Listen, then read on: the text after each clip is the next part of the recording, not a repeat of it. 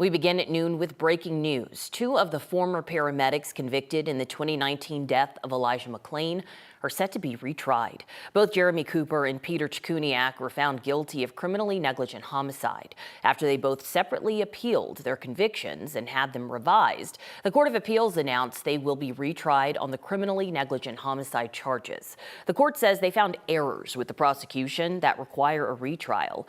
McClain was walking home from a convenience store unarmed on the evening of August 24, 2019. When officers stopped and questioned him, within seconds they pinned him to the ground. Chkuniak and Cooper determined McClain should be injected with ketamine and determined the dosage. Cooper then administered that injection, and McClain later died at the hospital. Chkuniak had another charge of second-degree assault that the Court of Appeals affirmed. Of course, we'll continue to follow this story here for you on 9 News. We're following multiple pedestrian crashes that happened just within a few hours of each other this morning. One of them happened a little before 8 on Xenia Street and 14th. That's near Yosemite. Denver police say the person hit had serious injuries, but haven't released any other details yet.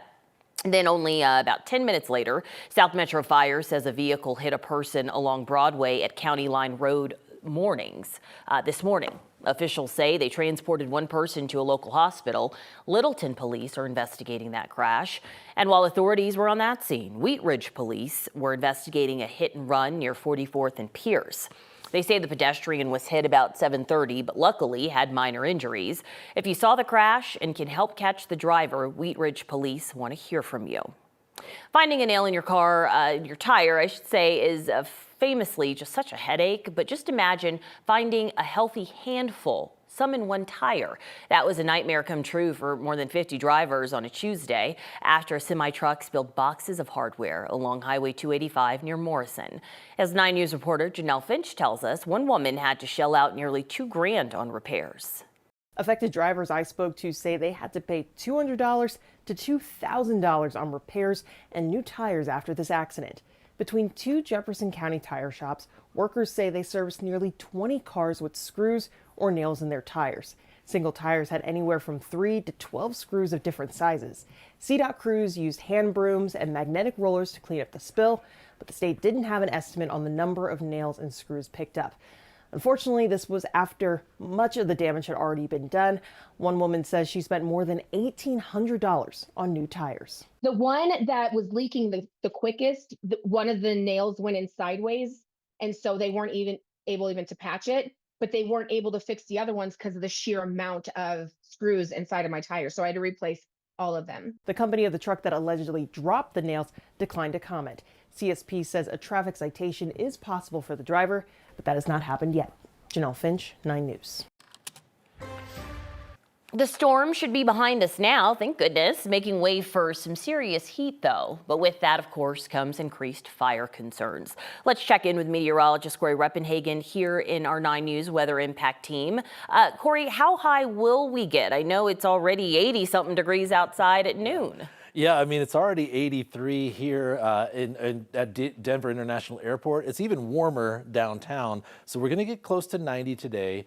Could possibly get our first 90-degree day of the year. Let's take a look at the temperatures here first. 86 at 9 News Studios, 83 at DIA. You can see the clouds, though, starting to show up out here, and that will at least cool us off a little bit. That'll kind of give us the feels like temperature a little bit cooler, so we might come a degree or two short of hitting 90 today, but we'll have another shot tomorrow. As you see the forecast high temperatures here across northeast Colorado, quite a few 90s possible on the board, 89 officially here in Denver. So we may come up 1 degree short today, tomorrow, but not the weekend. It looks like we are going to hit those 90s. So the warm temperatures are there. Afternoon clouds will be here each and every day of this week, even Sunday, which looks like the sunniest day. I'll talk about that and what lies ahead, which is more heat coming up in the full forecast.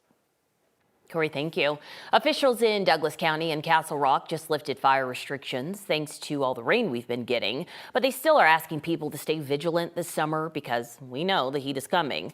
Restrictions were put into place at the end of last year and they could come back, just depends on conditions. Now a sad update for a story we've been following this week. A toddler has died after being rescued from a ditch near Fort Collins. Poudre Fire says a neighbor says the child was swimming downstream from where they fell into the water. Near that ditch, the child was taken to a hospital where they later died. An Arvada woman faces charges for the alcohol-related death of her 16-year-old daughter. An autopsy showed the girl died in March after suffering symptoms of alcohol abuse. Police say 173 empty alcohol bottles were found in her room. They also say text messages showed the teen and her mother, Gretchen Ryan, talking about buying alcohol nearly every day, along with the girl's text about health concerns, including vomiting blood. Ryan now faces a second-degree murder charge. She's due in court later this month. Over the last 6 months, Steve on your side has heard from dozens of folks out there who have been waiting on a free e-bike. There's a bike shop in the Denver metro area who promised to erase the cost using a state tax credit, but none have been delivered.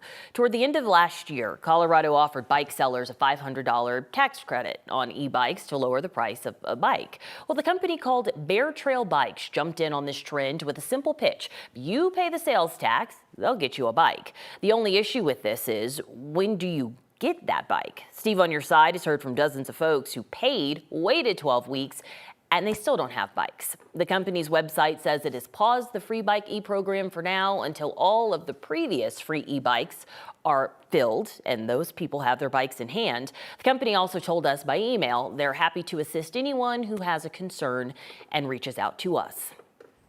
A strip of Sheridan will be closed all day today because of a water main break that happened last night. Denver Water says crews were working on repairs between Florida and Mexico avenues, but the area of Sheridan between Jewel Avenue and West Florida Avenue will likely stay closed until tomorrow morning.